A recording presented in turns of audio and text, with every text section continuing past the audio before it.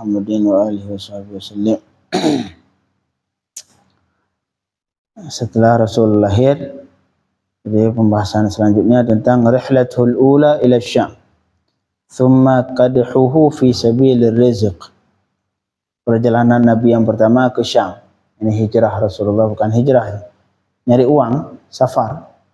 Jadi biasanya nyari rezeki itu sulit kalau di kampung sendiri. Walaupun dikatakan rezeki di kampung sendiri, di daerah kita tinggal lebih enak. Soalnya walau sedikit hasilnya tapi lebih tersimpan. Kalau misalkan antum kerja di luar kota, pulang bolak-balik aja butuh uang berapa? Habis uang di bolak-balik. Tapi walaupun demikian, Rasulullah semenjak kecil sudah mulai berangkat ke Syam. Tsumma kadhuhu, kemudian usaha Rasul dalam mencari rezeki. Artinya bukan berarti kita seorang ustaz berarti nggak boleh kerja.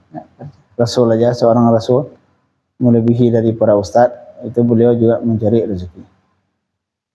Walamma tamma lahu min al-umri 12 sanah. Rasul ketika berumur 12 tahun.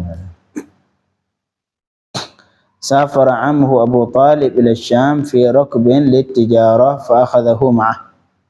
Pamannya Abu Talib, karena saat itu Rasulullah masih di dalam tanggungan Abu Talib, paman beliau setelah meninggal kakeknya. Abu Talib berangkat ke Syam. Ini tentang hukum apakah Abu Talib kafir atau muslim, khilaf ulama. Walaupun yang masyhur kita dengar beliau meninggal dalam keadaan kafir, tapi ada sebagian ulama mengatakan beliau meninggal dalam keadaan Islam, termasuk Sayyidina Imam Suyuti. Kalau ada karangan kitab khusus tentang Sayyidina paman tentang Abu Talib, bahwa Abu Talib meninggal dalam keadaan beriman. Termasuk juga Sayyid Zaini Dahlan, beliau punya kitab khusus namanya apa? Allahumma shalli fi najati Abi Talib, Abilun Nada, atau lupa namanya, fi najati Abi Talib, tentang cuman beliau dosa. Abu Talib dosa karena tidak mau mengucapkan la ilaha illallah Muhammadur Rasulullah. Itu beliau hampir sama seperti Sayyidina Ammar bin Yasir yang ayat man kafara billahi min ba'di imanihi illa man ukriha wa qalbuhu mutmainnun bil iman. Itu turunkan ke Sayyidina Ammar bin Yasir. Kata beliau itu pura-pura mengucapkan kalimat kufur, tapi hatinya masih beriman, supaya tidak dibunuh saat itu. Beliau pura-pura mengucapkan kalimat kufur, akhirnya dilepas semua orang kafir. Tapi kemudian takut beliau, apakah itu mempengaruhi saya berdosa atau tidak. Akhirnya mengadu ke Rasulullah SAW bahwa saya masih beriman, itu cuma ucapan di mulut doang, tidak sampai ke hati, biar mereka enggak ngebunuh, gitulah. Akhirnya turun ayat itu. Ya Abu Talib, walaupun dosa beliau, malahan disebutkan dalam hadis yang paling ringan dosa ahli neraka, yang paling ringan azabnya Abu Talib. Artinya Abu Talib, ya, apakah mungkin beliau orang yang paling ringan azab sedangkan beliau kafir? Pasti mukmin lebih ringan. Paham ya? Ini orang yang paling ringan azab di neraka, Abu Talib. Apakah mungkin beliau, kalau misalkan beliau mati dalam keadaan kafir, mungkin beliau yang paling ringan azab? Nggak mungkin. Pasti ada mukmin yang lain yang paling ringan azab. Artinya dari beberapa hadis beliau memahami, sebagian ulama mengatakan beliau meninggal dalam keadaan Islam, cuman diazab tadi karena beliau tidak mau mengatakan la ilaha illallah Muhammadun Rasulullah. Fa'aqadahu ma'ah, kemudian Abu Talib mengambil Sayyidina Rasul bersama beliau untuk bertijarah. Walamma nazala rukab Basra marru ala rahbin hunaka yuqalu lahu Bahira. Baru ini cerita yang ma'ruf. Bila sudah sampai, semua mereka, kumpulan mereka sampai ke Basra. mereka melewati seorang rahib yang nama Bahira. Wa kana aliman bil Injil. Ini Bahira ini beliau pintar ataupun alim lah. Alim dengan kitab Injil, ahli kitab Injil lah, faham tentang isi kitab Injil. Khabiran bi syu'unin Nasraniyah. Beliau mengetahui tentang urusan-urusan Nasrani, tentang agama, hal-hal yang menyangkut agama Nasrani beliau tahu. Ini pintar ulama lah. Wa hunaka absara Bahiran Nabiy sallallahu alaihi wasallam. Di situlah Bahira ini melihat Rasulullah.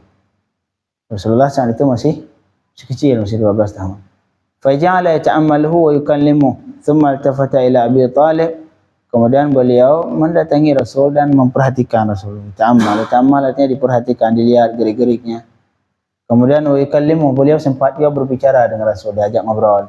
Dari mana, siapa, nama bapaknya siapa, anaknya, ibunya siapa, lahir dari siapa, keturunannya siapa. Beliau bertanya-tanya oleh Rasul.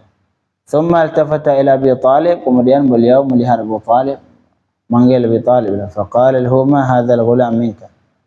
Ini siapa ini? Anak kecil ini kok bisa dari kamu, siapa? Faqala ibni. Oh, ini anak-anakku, kata beliau. Karena keponakan bagi orang Arab itu dianggap anak. Orang Arab itu kalau ada keponakan dipanggil ibni. Wa kana Abu Talib yad'uhu bi ibnihi li shiddati mahabbati lahu wa shafaqati alayhi. Abu Talib manggil Rasul ibn anak, karena beliau sangat sayang ke Rasul sallallahu alaihi wasallam. Faqala lahu Bahira, kemudian Bahira berkata Abu Talib, ma huwa bi ibnik. Ini enggak mungkin anakmu. Tahu beliau. Setelah memperhatikan Rasul ngobrol, mungkin tahu. Yang beliau baca, mungkin beliau baca dari kitab Injil bahwa Nabi Muhammad bapaknya adalah Abdullah, bukan Abu Talib. Akhirnya kata beliau, ma huwa bi ibnik. Enggak mungkin ini anak engkau. Wa ma yanbaghi an yakun abu hadzal ghulam hayyan. Enggak mungkin ini bapak si anak kecil ini masih hidup, enggak mungkin. Tahu beliau, karena dalam kitab Injil dijelaskan salah satu sifat Rasul bahwa beliau punya bapak yang meninggal masih dalam kandungan.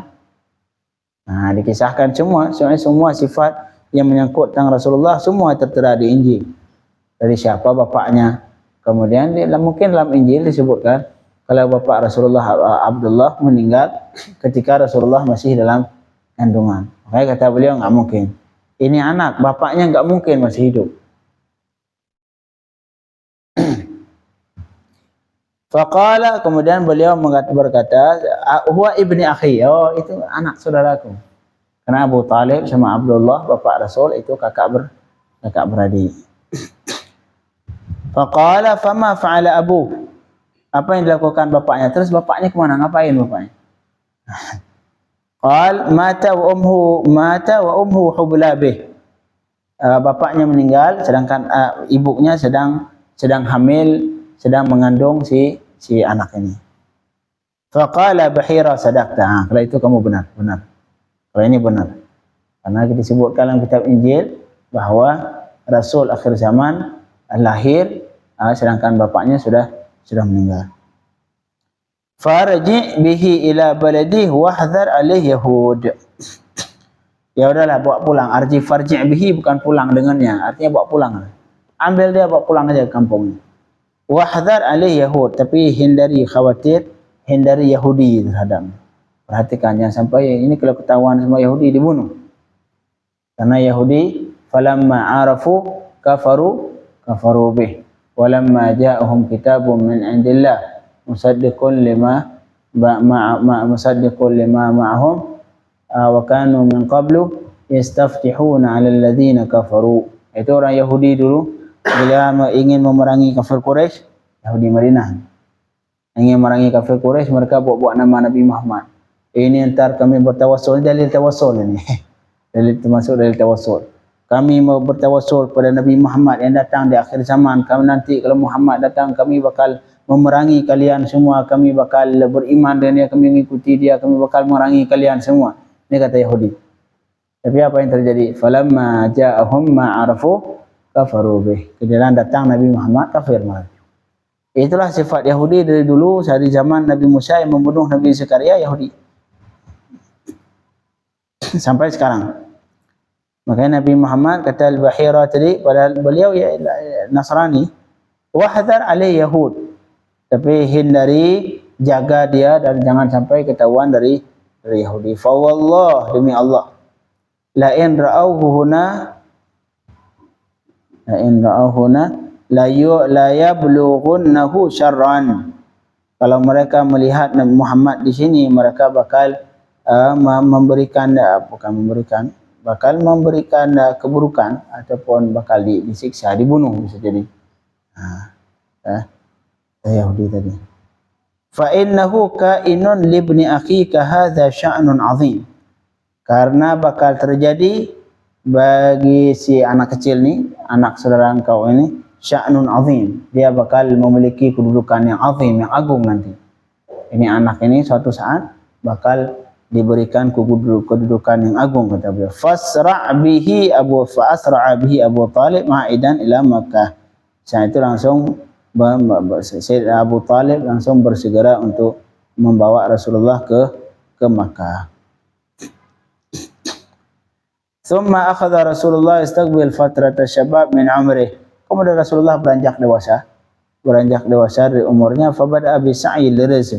Baru Rasul sudah mulai mencari rezeki, waraha yastaghil bi ra'yil ghanam, dan beliau sudah berusaha usaha beliau mengembala kambing. Lalu orang Arab itu harta yang paling diagungkan lah kambing. Seorang yang punya yang paling banyak kambing, dia itu yang paling kaya. Rasulullah saat itu kerjaannya apa? Kerjaannya mengembala kambing, tadi dibayar. Sehari misalkan 100.000, ntar pulang dibayarin sama yang punya kambing. Laqad qala alaihi salatu wassalam, Rasulullah sendiri berkata tentang dirinya, fima ba'd, kemudian hari setelah beliau jadi Rasul, kuntu ar'al ghanam ala qararid li ahli Makkah. Aku, kata Rasul, mengembala kambing atas dapat upah bagi ahli Makkah. Kambing ahli Makkah Rasul mengembalain, kemudian dapat upahnya. Wa hafizahullah, dan Rasul dijaga oleh Allah dari semua kullama qad yanharif ilaihi syaban min madhahiril lahwil abath. Rasul dari semenjak kecil sampai diangkat jadi Rasul, hal-hal yang biasanya anak-anak muda kan biasa. Anak muda kadang-kadang suka ke hal lahu ni main-main abath, sesuatu hal yang main musik ataupun yang lain. Itu Rasulullah dijaga dari semenjak lahir sampai jadi Rasul. Rasulullah dijaga dari hal-hal yang biasanya yang biasa dilakukan oleh anak-anak muda, yang lahu, buang-buang waktu. Itu Rasul dijaga benar oleh Allah sehingga tidak melakukannya. Qala ahli salatu wassalam fi ma yarwi an nafsi. Suatu ketika Rasulullah mengatakan, menceritakan tentang diri sendiri beliau. Ma hamamtu bi syai'in mimma kanu fil jahiliyah ya'malunahu ghair marratain. Saya tidak pernah berkeinginan, kata Rasul, untuk melakukan apa saja yang dilakukan oleh jahiliyah dulu, kecuali 2 kali pernah keingin. Itu bukan melakukan, pernah ada keinginan. Karena orang jahiliyah itu suka bikin acara besar-besaran, konser kalau bahasa sekarang. Itu Rasulullah, kata beliau, tidak pernah timbul keinginan, kecuali cuma pernah 2 kali doang. Tapi apakah Rasulullah ikut saat itu? Baru keinginan doang. Pernah, kata Rasul, cuma 2 kali. Kullu dzalik yahulullah baini wa baina. Tapi kemudian Allah tetap menghalangiku dari tidak bisa melakukan. Ya, Rasulullah tidak pernah, kalau kita masih muda itu pengen ikut ini, pengen ikut konser, pengen ikut balap, pengen balap, pengen ini, pengen, ya namanya anak muda. Tapi Rasulullah semua keinginan itu dihalangi oleh Allah, dan baru timbul, yang sempat timbul keinginan cuma 2 kali itu. Tapi walaupun demikian tetap Allah menjaga, Rasul tidak melakukan. Thumma ma hamamtu bihi hatta akramani Allah birrisalah. Kemudian setelah itu tidak pernah ada keinginan lagi sampai diangkat menjadi Rasul. Inilah kejadian yang 2 kali tadi. Qultu lailatan lil ghulam alladhi yar'a ma'i bi'a'la Makkah. Suatu ketika, suatu malam, ada kawan Rasul mungkin mengembala kambing semua berdua. Saya berkata buat dia, suatu malam Lau absarta li ghanami hatta adkhul Makkah wa asmura biha kama yasmuru syabab.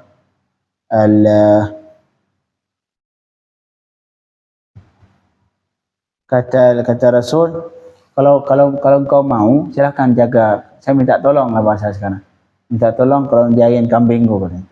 Berdua tolong jagain kambing, saya pengen ikut juga seperti itu di Makkah, pengen ikut. Mungkin di bawah di Makkah sedang ada konser, Rasul pengen ikut. Inilah yang syarat yang pertama, Rasulullah berkeinginan untuk melakukan hal-hal yang dilakukan pemuda Makkah saat itu.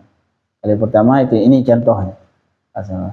Saya berkata ke kawan saya yang ngembalain kambing juga, tolong jagain kambingku.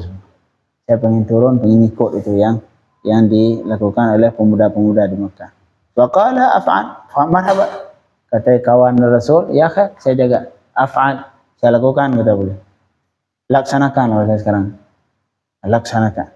Fa kharajtu, kemudian aku keluar, kata Rasul, hatta idza kuntu 'inda awwal darin bi Makkah sami'tu azifan faqultu ma hadha.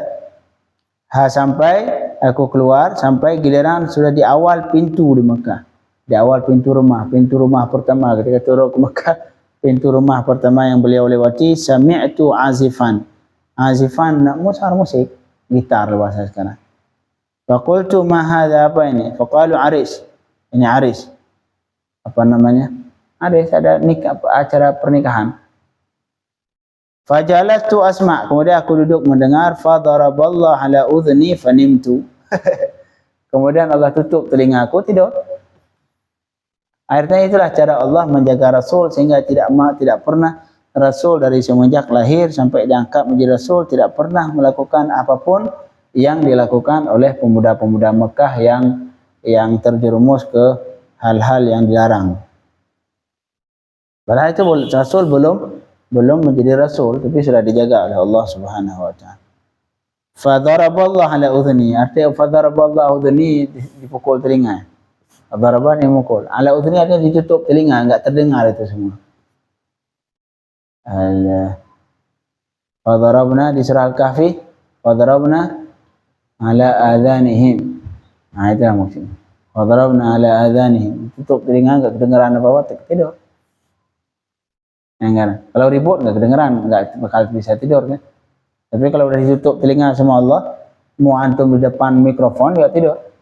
Depan speaker itu banyak santri biasanya lagi maulid, depan speaker duduk tidur tadi. Subhanallah. Itu ketika Allah daraballahu ala udhni. Itu seperti sahabat Rasulullah ketika perang Badar. Sahabat Rasulullah ketika perang Badar lagi mau depan, lagi mau ada musuh. Tapi yang wa idh yughashshikumun nu'asa amanatan minhu. Nu'asnya ngantuk. Wa idh yughashshikumun nu'as, Allah memberikan ngantuk ke sahabat saat itu supaya bisa istirahat. Karena seharian mereka sibuk, capek, enggak bisa istirahat. Sampai akhirnya sebagian sahabat katanya lagi megang pedang, ini jatuh pedang, tidur. Jadi untuk diberikan amanatan minhu, amanatan artinya ketenangan. Jadi salah satu cara Allah untuk memberikan ketenangan itulah dengan diberikan bisa tidur. Kayak orang Israel sekarang, walaupun mereka aman, nggak ada perang, tapi seharian nggak bisa tidur. Saya baca barusan kemarin berita, sekarang paling banyak laku, yang paling banyak terjual di negara Israel itu penenang yang disemprot. Orang apa sih namanya? Biasanya orang kalau lagi asma atau lagi tipes, lagi susah itu kan, orang lagi stres itu disemprot di hidungnya biar tenang lagi dia. Tahu nggak? Biasanya disemprot tuh aja. Orang stres itu biasanya banyak obat di dokter. Orang yang kalau lagi stres berat, biar hilang stresnya disemprot itu di mulut. Itu yang paling banyak terjual di Israel sekarang. Nggak bisa tidur dia. Itu cara Allah untuk